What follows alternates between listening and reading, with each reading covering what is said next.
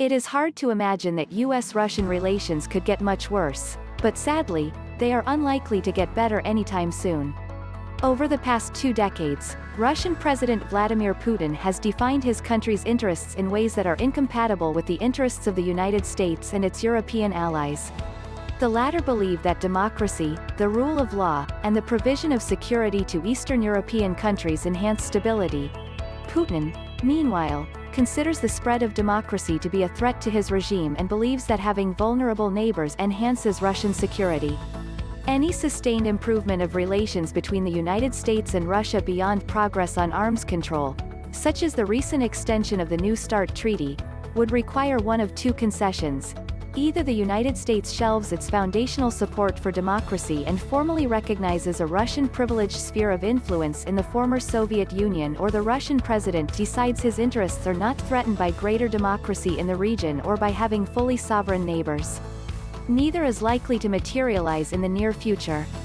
The election of US President Joe Biden, who has made support for democracy at home and abroad the centerpiece of his presidency, signals that the United States will not cease to champion traditional democratic values in Europe for at least the next 4 years.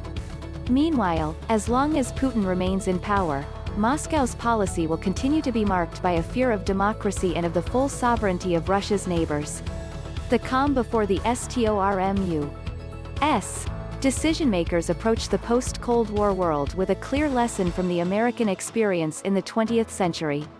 Like many others, they drew a link between US disengagement from Europe after World War I and the onset of World War II just 2 decades later.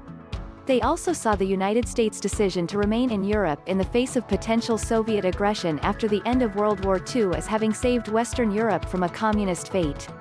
For US officials, then, continued American dominance over European security through NATO was necessary to keep the peace in the uncertain times following the Cold War. The outbreak of war in Yugoslavia exacerbated those fears, feeding the narrative that without the United States, nationalism was waiting to be unleashed and conflict could erupt anywhere in the region.